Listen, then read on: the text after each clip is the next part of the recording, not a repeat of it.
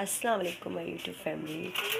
आप लोग कहोगे कहाँ गायब होगी। मैं अचानक आ गई थी भाभी के घर शादी पे आई और आज है मेहंदी का फंक्शन। मैंने कहा छोटी सी वीडियो डालूँ, आप लोगों को बता लूँ।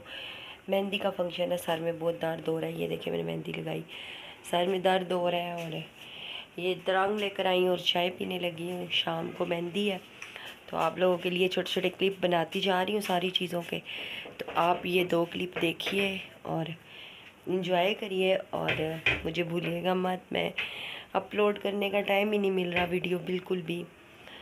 मैंने सारी वीडियो बनाई हुई है, जैसे मैं वहाँ से आई थी, गाड़ी करवाई थी तो वो भी मैंने वीडियो बनाई हुई है। फिर ढोलकी की बनाई हुई है, सब चीज़ों की बनाई है, लेकिन टाइम ही नहीं मिल रहा और इनका नेट भी बहुत स्लो है।